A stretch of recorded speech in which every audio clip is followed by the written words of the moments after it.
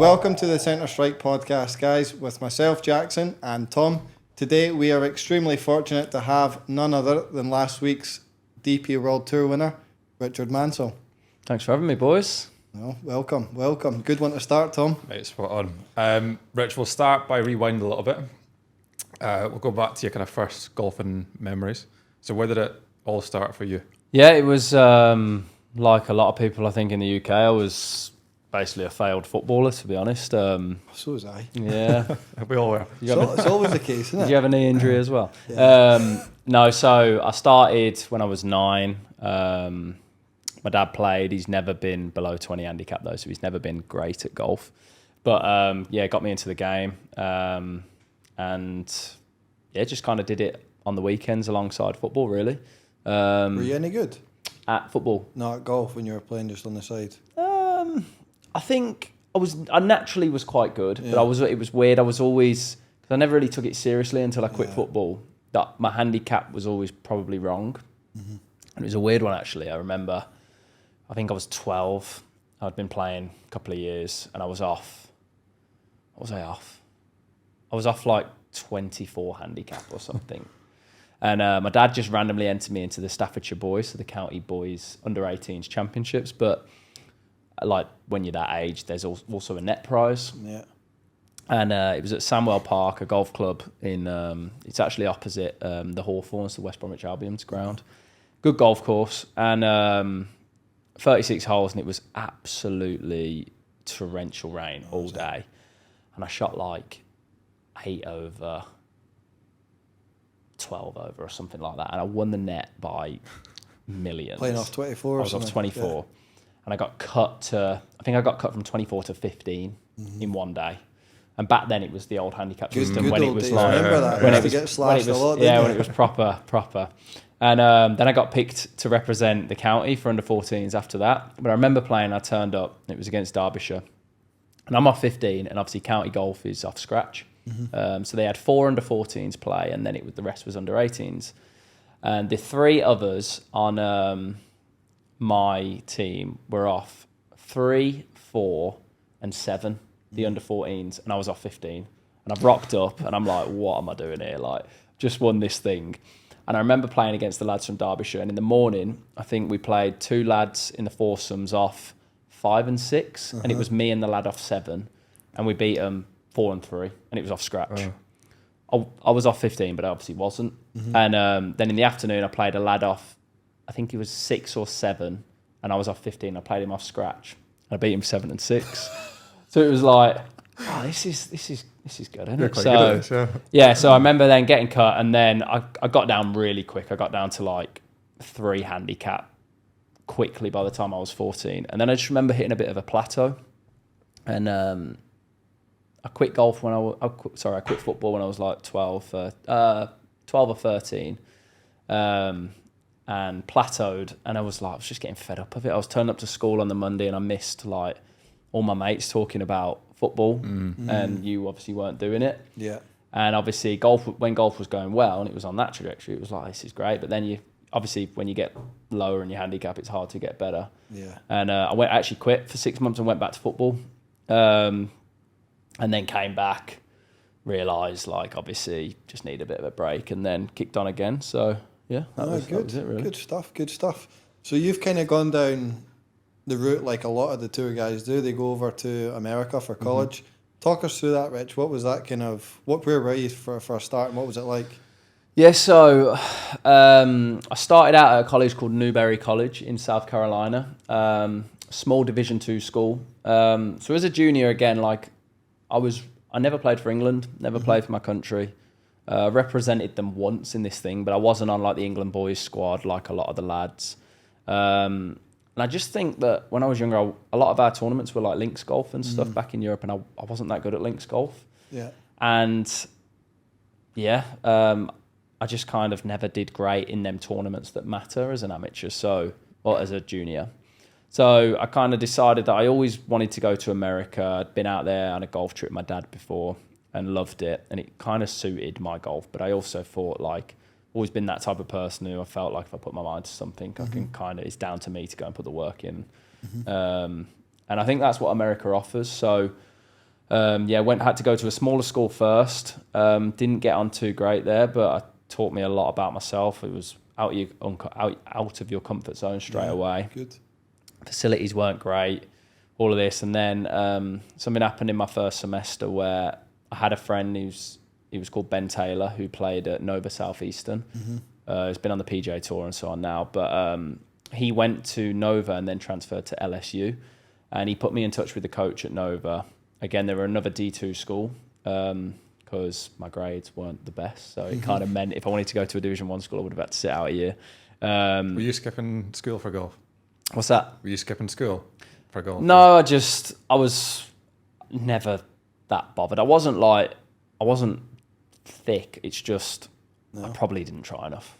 Fair enough. You're saying no like that, but like it was just one of them. Like I just never loved like classes in school, to be honest. And luckily transferred to Nova where did brilliant for the next 3 years. But I had great weather, Fort Lauderdale, Florida, great facilities. And then you're playing college golf and I was in a really good program as well. So we won nationals and just saw myself kind of gradually getting better each year. And that was kind of the reason for going there, really. I really felt like it was, and I think that's what's rewarding about golf is you get out what you put in. And I've never been short of work ethic. So I think I had a little bit of something against maybe England golf when I was younger. Because I knew I was probably good enough to be on a team, but I'd never actually had the results in the tournaments to do it. And then I went out to America, did quite well, and then turned pro after that. And was that your goal? Was it as soon as you finished college? I think so, yeah. I mean, I was playing. I did well in college, and I knew I was getting better. And then, luckily, my senior year, I got picked for the Palmer Cup, so Europe versus America. And I was the only Division 2 player to do that, which was I got a captain's pick, but I'd had a good year. Where was that played? At Atlanta Athletic Club, so where Keegan Bradley won the PGA. And Good. just looking at like who was on the teams, like the American team played foursomes against Maverick McNeely, Colin Morikawa. My roommate in the Palmer Cup was Victor Hovland. Really? What was that like? He was a freshman. He's just an interesting guy, but what a golfer! Even back then, just what a golfer. And I think that just kind of made me have that bit of extra belief. But I did struggle, to be honest, when I got home, because you've got used to, when you're 18 to 22 and you're in America and you've got coaches and staff and telling you when to be at workouts and when to practice, and you've got the facilities and everything's there for you to succeed if you put the work in. All of a sudden, you've got to go back to the UK where we all know what it's like. The weather's not great. Everyone knows that when you become a professional, you're on your own all of a sudden. And you've got to figure it out a little bit. So... went back to not as good facilities, not as good weather, and I haven't got loads of lads to practice with and compete against, so it was tricky. Did you enjoy that team environment? And loved it, yeah. And I think that was obviously playing football growing up, and I think that's, and especially, like you say, you're over there, you're on your own, you're out of your comfort zone, away from friends, family, you've got to go and start over again, meet people, and I think that was the biggest thing for me, and kind of even leaning on that now, like life on tour is lonely sometimes, but you can kind of dig into your past a little bit and just, it's definitely helped me to get to where I am today. Yeah, no, brilliant. And then obviously, like from there, you've gone on to win on Europro, 2019. 2019, won by 3 shots, It was a Cobra Puma Championship. See, like before you dive into that, Rich, like what kind of, when you're going into these events, what is your mindset like? Are you still in that kind of mindset, like, whoa, I'm surrounded by good players here, feel about my comfort zone, or do you feel like you deserve to be here? I'm one of the guys that other people are watching. What's the kind of mindset? So I've always thought mindset and that sort of thing was one of my biggest strengths, and especially back then. And I remember, I think it was Justin Rose I read some stuff on, and it was a quote basically that said, even if you're not the best player in the world, or a top 10 player in the world, I think was the quote, there's no reason why you can't act like one. And it really stuck with me. And I was playing on the Europro, but I always had huge goals. And I remember missing my card at Q School. In first stage, I missed by a shot, so I didn't get through to second stage.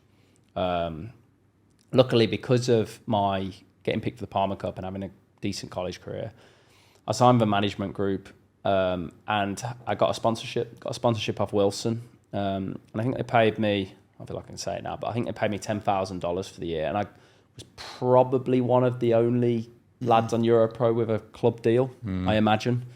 And I remember also really lucky that my parents said to me, look, like, they knew that work ethic was going to be there. They'd support me a little bit. I think they'd give me a couple of years or something to kind of say, right, let's try and do it. And obviously, because you need that support when you're first turning pro, because it's expensive. So I used that 10 grand actually to think, right, what can I do that will separate me from these other lads? And basically playing Europro, you're playing on courses where you've got to go low. Yeah. So that's, your mindset's got to be to make birdies. You basically got to drive it well, wedge it well, and hold putts, because the courses aren't long enough to have loads of irons if you drive it well. So I really had a bit of a recipe, but I remember buying a TrackMan with the money I was making in mini tours and things like that, and I was saving it. I was lucky that I wasn't paying like rent at home. And then I also, with the spare money I had, I decided I was going to get a full-time caddy, even at that level. So I felt like I had an advantage. I was rocking up to these events against potentially a lot of guys who were working on the side to fund it, and I was going all in. I was taking it fully serious, like I was a top 10 player in the world. Love that. And it really helped me. I won once, but I had a lot of good finishes, and I think my second year, my first year I had 2 seconds, and obviously to win on that tour, you have to win really to get promoted to the Challenge Tour, because there's only 5 cards. The next year I came out and had a win, I think 2 or 3 seconds, another couple of top 5s. And I think halfway through the season, I'd confirmed that I was going to be top 5 by the end of the year. Perfect. So then, luckily because of that, I got a Challenge Tour start at Galgorm, which was Modest Golf's event, who I ended up signing with after. Yeah. And again, I had a lot of confidence. I was playing well. I'd been up there in these tournaments, and went to that, finished top 10, which got me into the next week. And then I went to the next week and I finished top 10. So then I was top 10 into the week. I was just obviously flying on confidence. And I'm a believer of whatever level you're playing at, good golf is good golf.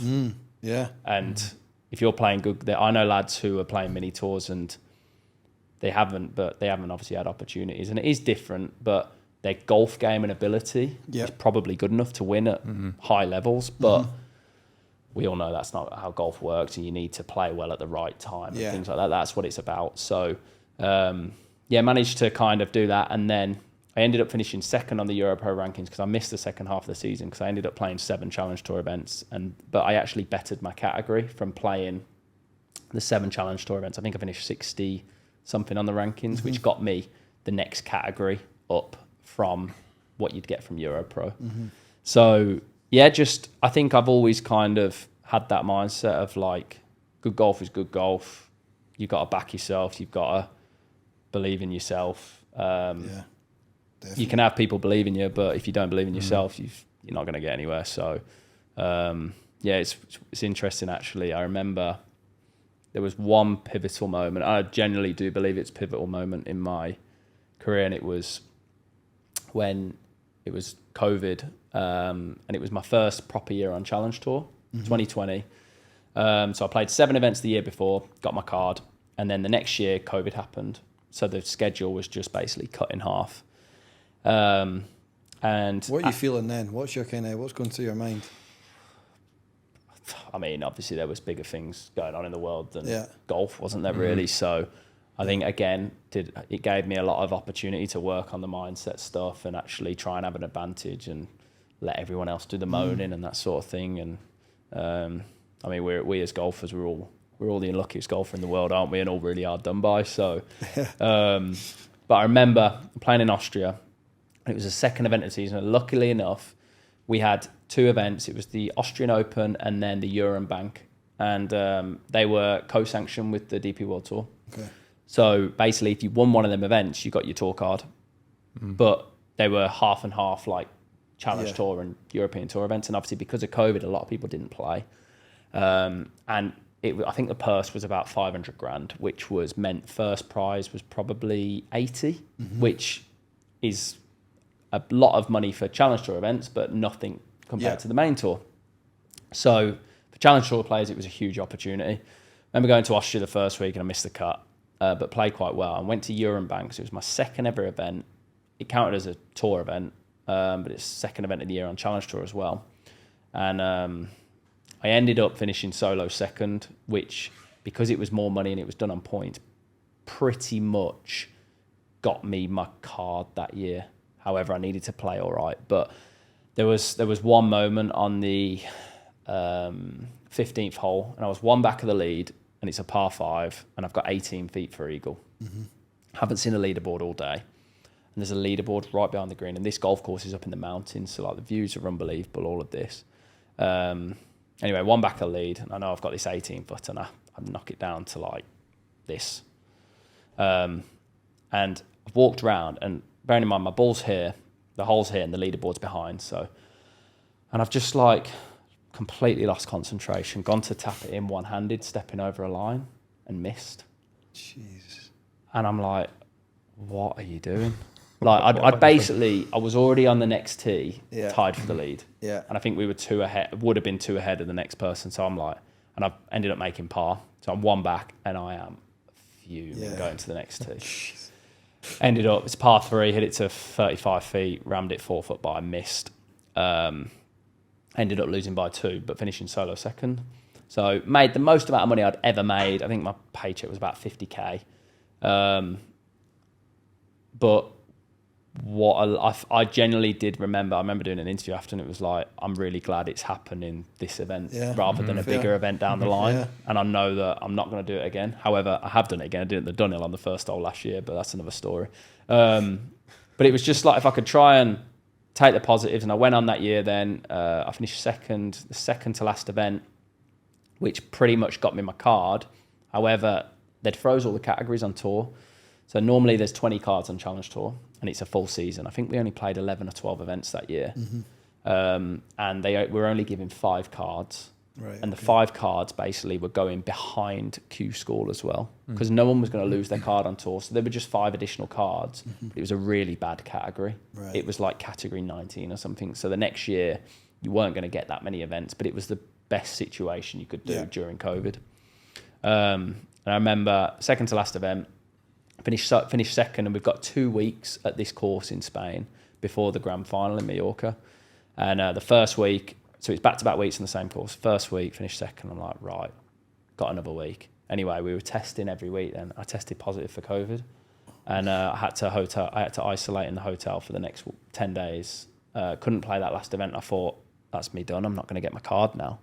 Because I'd gone up to like second on the rankings. And I remember just sitting in my hotel room watching people play, thinking, God, I was. But again, out of my control. Managed to get to the grand final on my isolation finished on the Wednesday night, so I got a flight that night to Mallorca to tee it up Thursday in the grand final. So in those 10 days, you've not hit a I golf didn't ball? leave the hotel room. Yeah, nothing, No, no nothing. prep, nothing. I hit some. I had some air balls that I got shipped, and I hit them into the curtains in the hotel room. Mixed it. Look, I was so lucky the Masters was on, so you could I could just watch it all day. But yeah, it was rough. It was they basically closed this hotel down, massive hotel. There was no one there. Taking divots at the carpet. Yeah, basically. So anyway, my caddy at the time, Connor, went and mapped the course, and we were speaking to him on the Tuesday, Wednesday, and he was telling me about the course, and I'm like, right, going through it. Get there on the Thursday, haven't played it. I think I shot 5 under and I was leading. And then I shot 4 under, and I think I was either leading or second going into the third round. And it's like, how good is this? Anyway, what COVID did actually catch up, and I was exhausted. I remember I played so bad on the weekend. And when it got tough, because it was decently easy the first 2 days, then the wind picked up, and I'm like, I haven't got a golf game anymore. And I ended up finishing, I don't know, about midway out, because there's only 40 guys. And luckily held on, I think, to 4th spot on the rankings, and then got my card for 20 21. So 2021 was my first season on tour. And had this awful card. So limited opportunities and basically they'd cut a lot of events, and there was a lot of, this sounds really bad saying it, but there was a lot of like 1 million events, which prize funds, which again for tour is not a lot. Yeah. And I've come up from Challenge Tour thinking, God, this is unbelievable. This is loads of money. Whereas people on tour didn't have that mindset. So again, I felt like I was at an advantage because I'm like, God, this is like what they're moaning for. I've just had a text saying I've made €7,000. This is amazing. Whereas is that how it comes through? Just a text? You'd get a text after where you finish, like 10 minutes after. Even to this day, is that still how it works? Yeah. How good's that? Eh? Yeah. So birdied the last there for an extra. Yeah, 50 and then you're always figuring out, what did that putt cost me, or what did that do? So, but I remember doing that, and I ended up getting in about 13, 14 events, and they were all the small points and small money events. And I qualified for the Open, made the cut there, and played quite well throughout the year, but you needed big weeks because if you didn't have them in them events, and I think I made 12 out of 15 cuts or something, which for your first year is pretty good. Had one top 10, made the cut in a major. I'd played decent, to be honest, but... What major was that? Played the Open at Royal St George's. Royal St George's. So 2021, when Morikawa won. And finished like 150 something on the race to buy, which obviously... And then the next year, they went back to, right, now you've... everyone, who, if you lost your card, you've lost it. Now I'm back to like, right, I've played this past year on tour. I haven't done as well as I wanted to, and now I've lost my card, and now what do I do? So I've got a really bad category on tour, or I've got a full Challenge Tour card. I remember the start of the year, and again, I've always had the advice off the better players I've lent on and stuff of, if you think you're good enough, play the best event you're getting, because again, what I said earlier, I think good golf is good golf anywhere. I had a couple of chances that first year, one in Tenerife where I was final group, and then I had another 6th place finish somewhere. So I had got experience being up there in these tournaments, and I went into that next year, and I thought, I had loads of people telling me, why don't you just focus on the Challenge Tour? Like, you'll know what you're going to get in, back yourself, go and play on there, and get your card back. And I was like, I am going to get opportunities on tour. And I've always said I wanted to play the best event I'll get in, because I do believe that I'm good enough to go and win. And if you do, well, your life's changed then, kind of thing. So, I started the year, and I got an invite into Ras Al Khaimah, and I finished 25th or something. Actually, Ewan Bowden caddied for me. Did he? So me and my caddy had finished, and I didn't have a caddy, and I got in, and he came and caddied for me there. And was he any good? Do you know what? He was, to be honest. Yeah, he was decent. It's a proper golf perv though, isn't he? So true. But no, we had a good week, and then I was going down to Challenge Tour to play the events down in Africa. I remember getting down there, and it was really bad of me, but I'd had a year on tour, I'd had the first event, and it is different going from the main tour to Challenge Tour, and mindset probably wasn't good enough. I've never been very good in Africa either. So they're just really hard events to play when you're not from there. So didn't have a couple of good weeks there. Then I got into Kenya on the main tour, and I was also battling a bit of a wrist injury at the time. I had like a cyst in my wrist, and ended up pulling out of Kenya, and then I had to go and get like a few scans and stuff, and I had 2 months off. During them 2 months, I was massive for me in the sense of, I remember having conversations with Ellie, a couple of people in my team, and just going back to like, what am I going to do when I come back? So I'll get this right. And I basically, again, while I couldn't hit balls and things like that, I worked on my putting, a bit of my chipping, and my mindset basically, and really worked at my mental game. And I kind of said, right, when I come back, I'm going to forget the Challenge Tour. I'm going to play the main tour for the rest of the year, because I'll play with better players. I'll learn more off them. Yeah. I might obviously do well in an event, but I'll be ready for Q School at the end of the year if I need to be. And I just came back with that mindset of like, I'm going to do it basically. And it was similar to when I was on Challenge Tour. So I knew I was going to get limited opportunities. So I knew I was going to need to finish top 10 to get into the next week, things like that. So I come back, and I think I played the 2 in Spain and finished about 20th in both events. So played decent. And then I got my old caddy back on the bag, and I convinced him to come back to me. First event was British Masters. Oh, they basically had set up this 4-event swing, and the top 10 from that mini order of merit would get in the US Open. Because US Open final qualifying at Walton Heath wasn't happening because of, I think, since COVID. So I just had that mindset of like, I'm going to have to play it, and I'm going to have to play well every week and see what happens. And finished, I think we finished 8th or something at the British Masters, 9th in the Dutch Open. And we were up there, and then I hit it in the water on the last hole, par 5 going for the green. So went from like 5th to 9th. I think about 16th in Belgium or something like that, top 20 anyway. And then had one event left in Porsche European Open, which I knew I needed a good, in Hamburg, which is probably, and I played awful there the year before. The course is brutal. It's like 8,000 yards long. The last 4 holes are about 4 miles. But I knew I needed a good week to get into the US Open.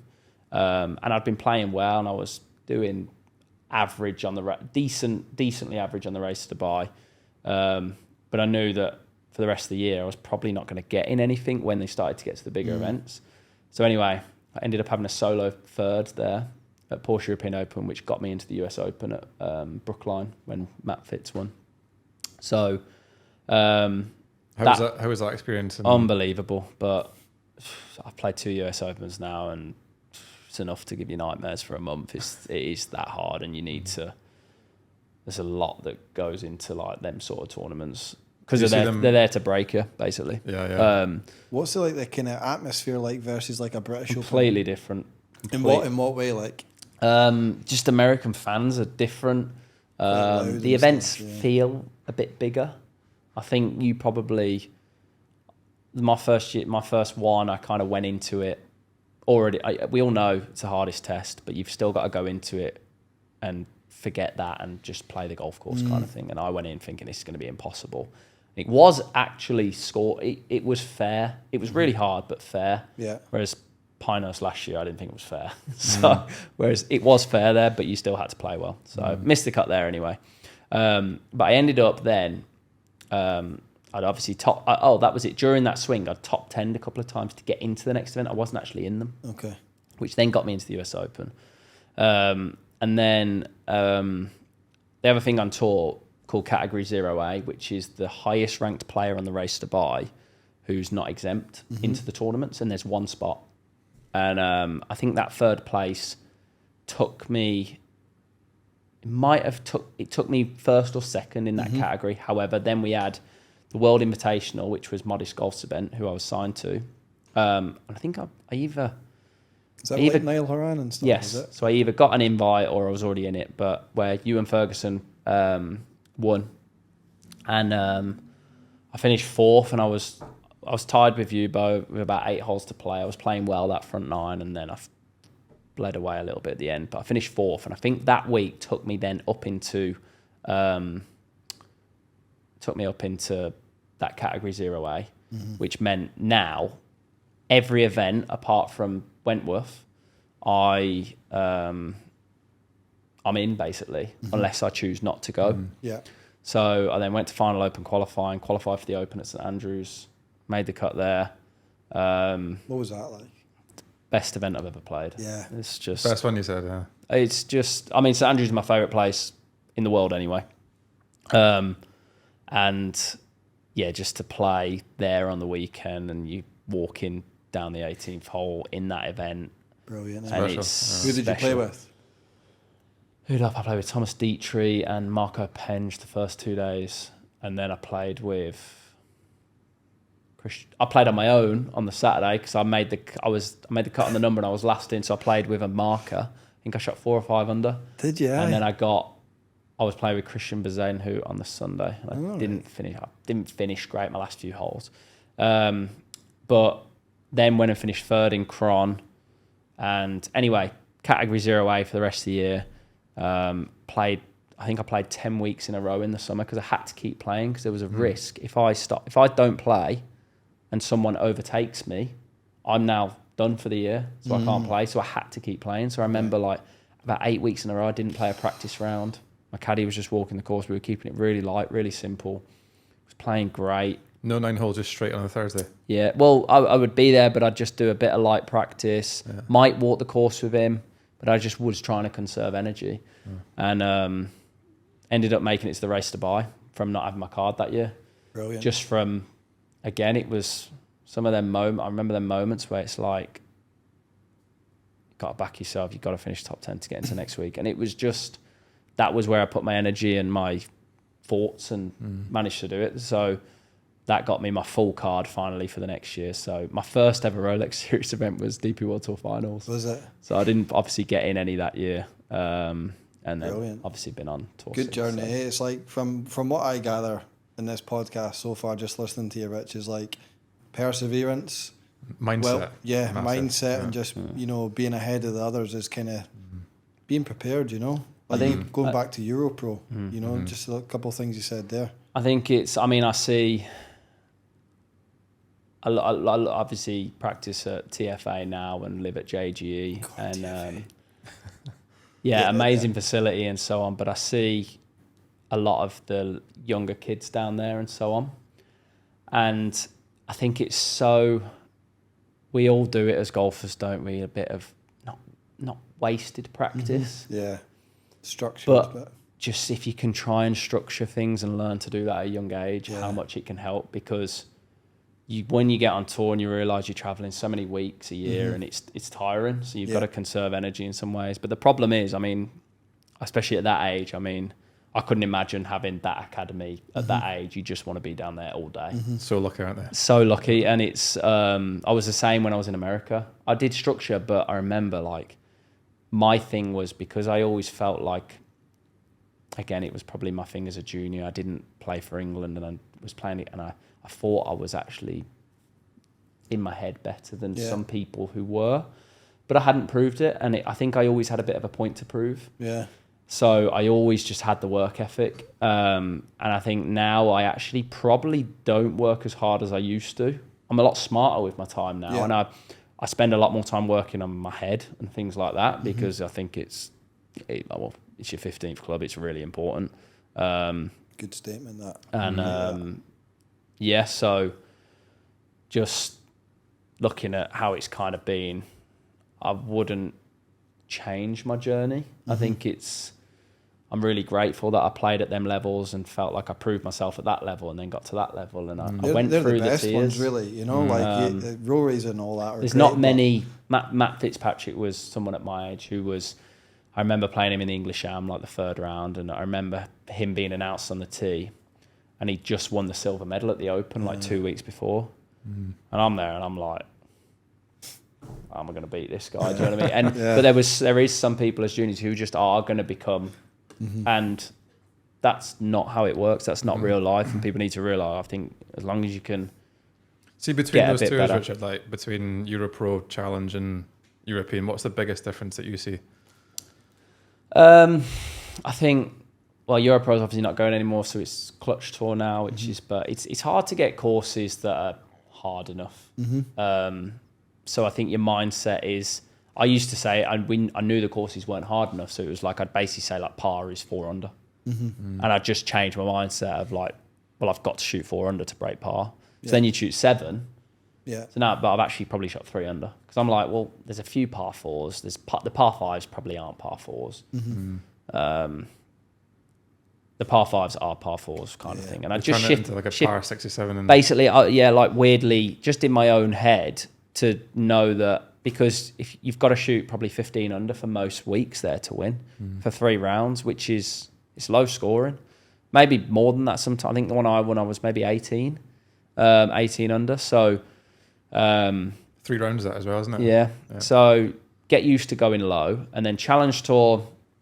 The difference is, what's the difference? I think the difference on Challenge Tour is all of a sudden you're traveling properly, and you're playing in different countries with different grasses and different things every week. Whereas Europro was quite easy. You'd play in the. I'd drive down on a Monday or a Tuesday, play my practice round, get in my car, play for 3 days, and be home at the weekend, and then go again next week. Like it was really easy. Whereas Challenge Tour, now you're on tour, and you might have 3, 4, 5 weeks away at a time, and you have to play a lot during Challenge Tour because again, you're playing for your living, and you've got to do well to make money on there.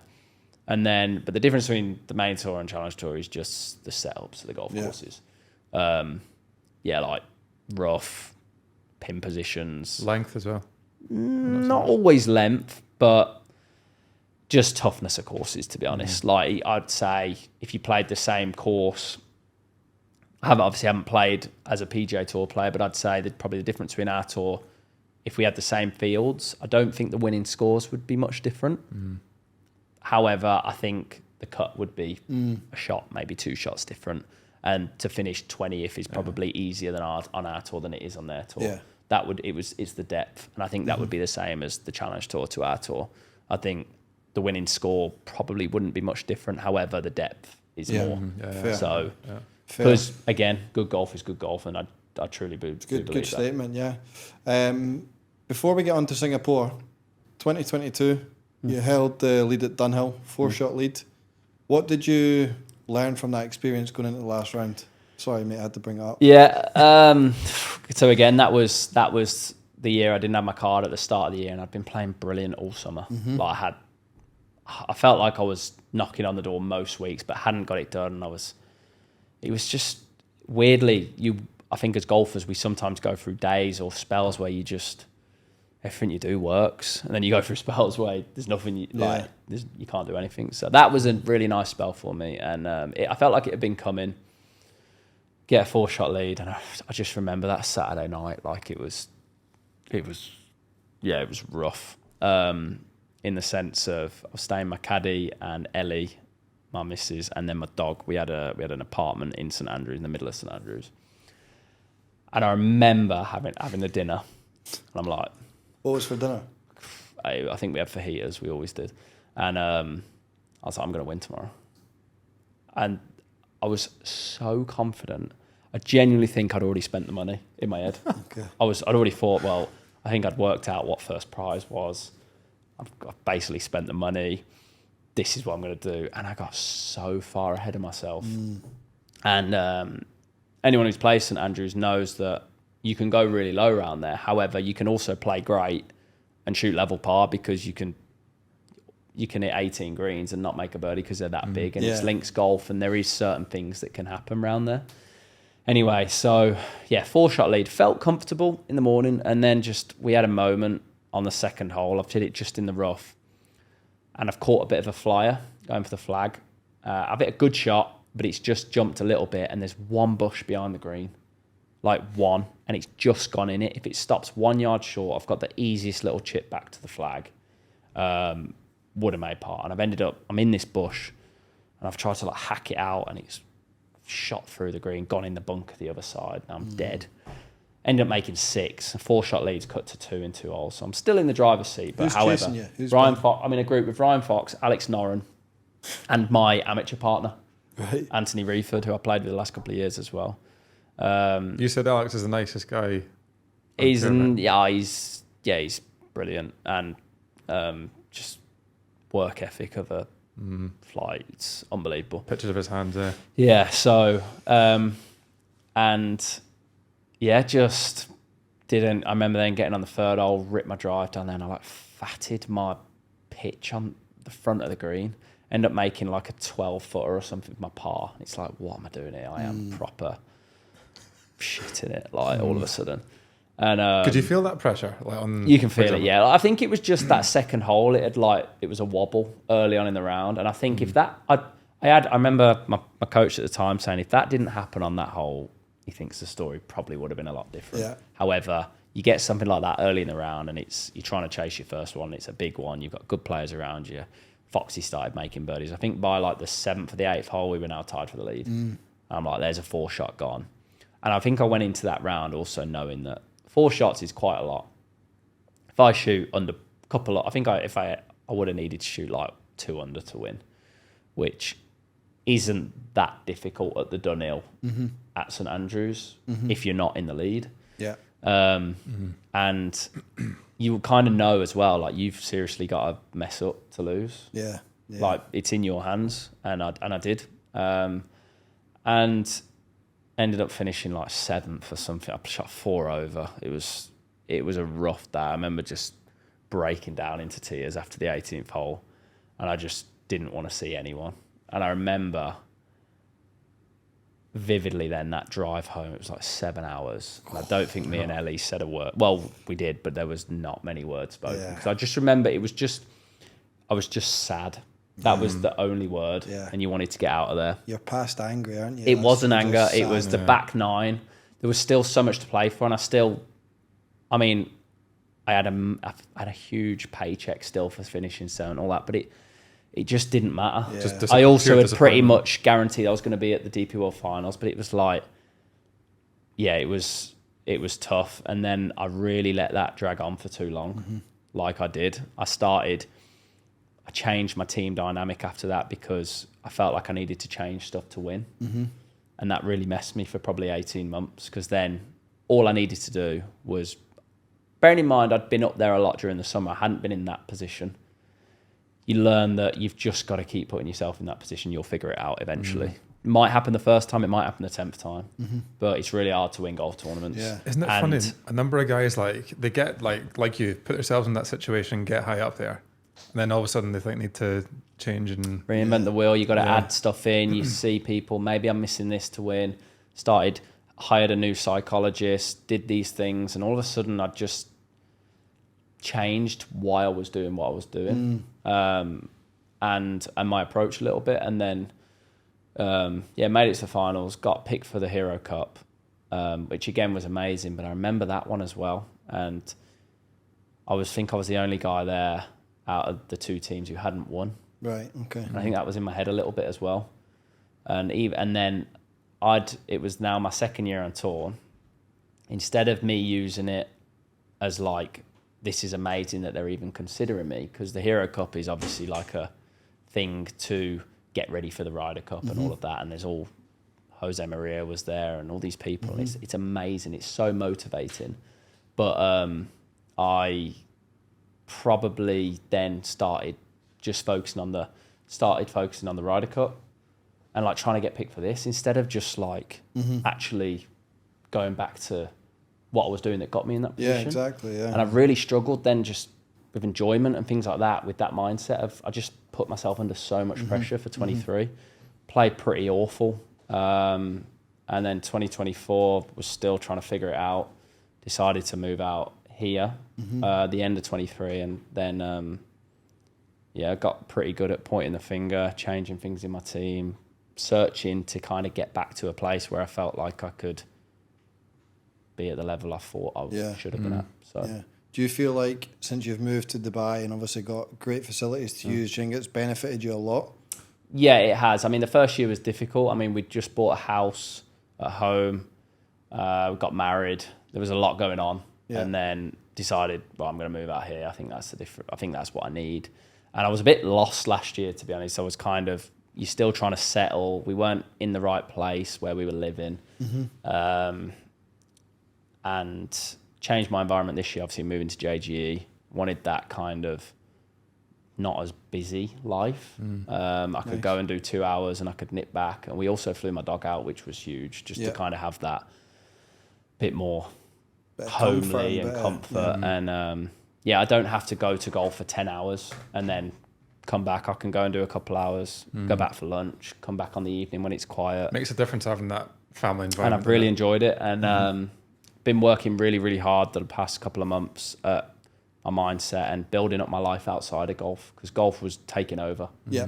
And got to find that balance. That balance. And it's off.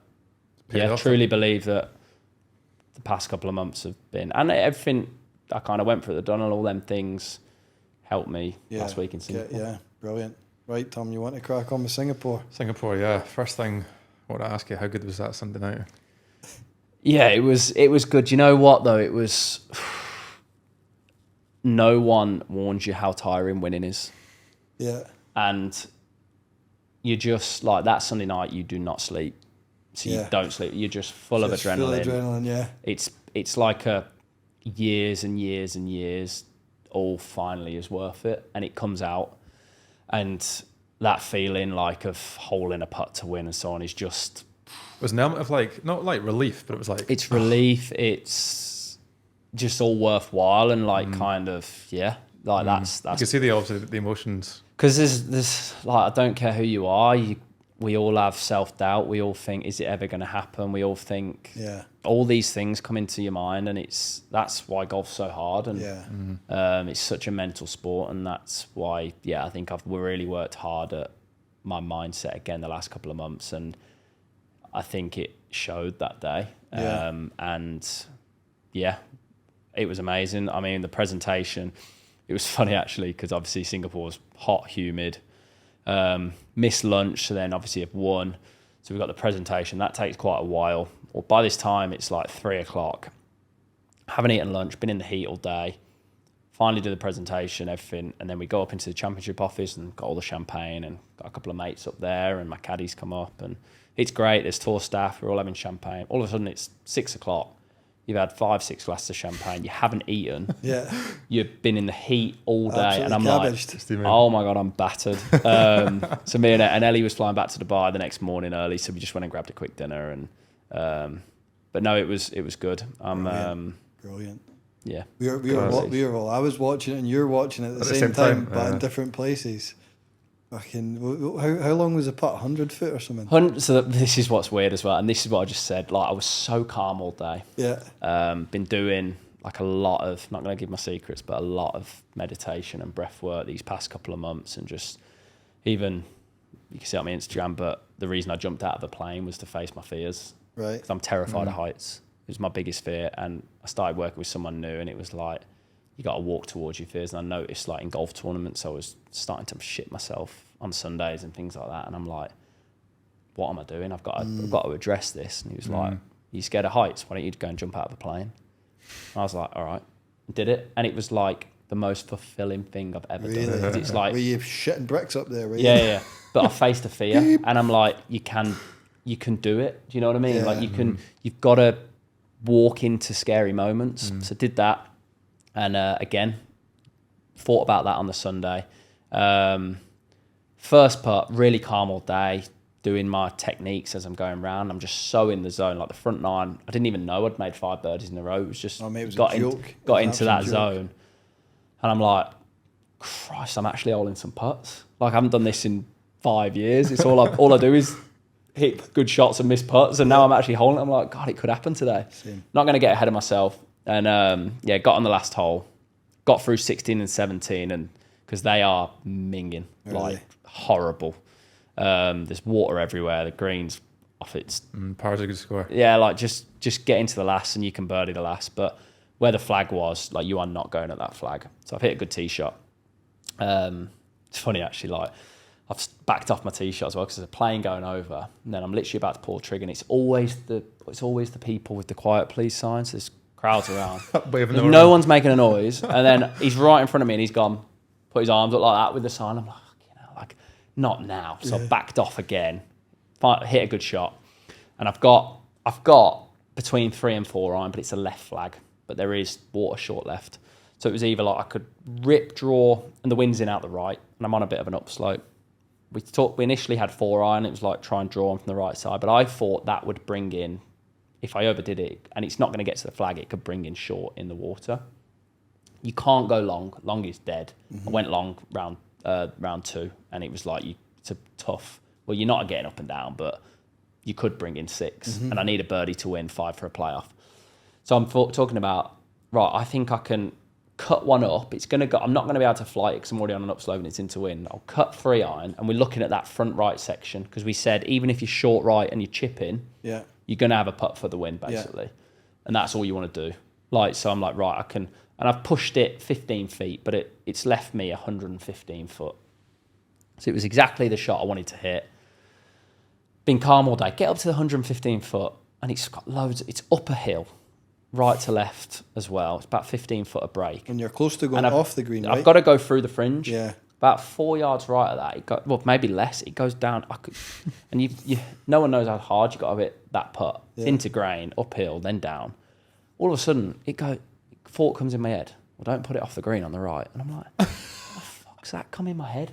Like, how is this happening? Like, I've been so calm all day. Yeah. That thought comes in my head, and I'm like, right, okay, just get back to what I've been doing all day, the breath work and all this, right? Hit a great first putt. Exactly what I want to do. So I've got 6.5 foot and it's right edge. I mean, you can't ask for a better putt. Yeah. And I get up to it, and you know what it's for. And Fabrizio was like, "Do you want me to go?" And I'm like, "No, like I'm not asked about.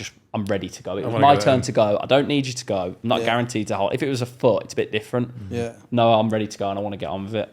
Routine was great. However, again, just before I'm about to go, I'm thinking, don't leave it short.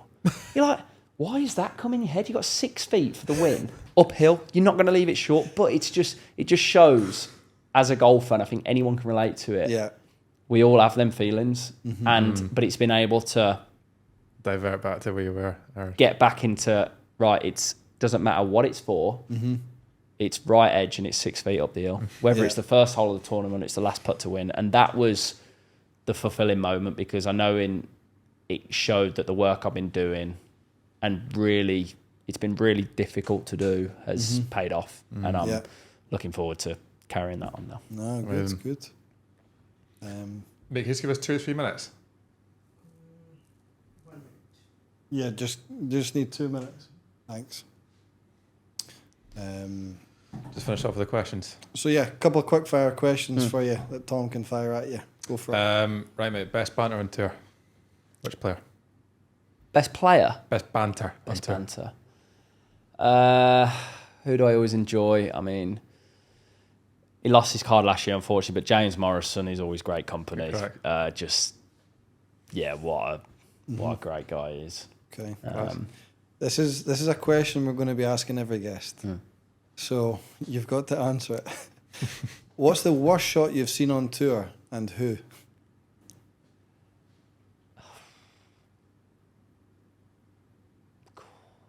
Worst.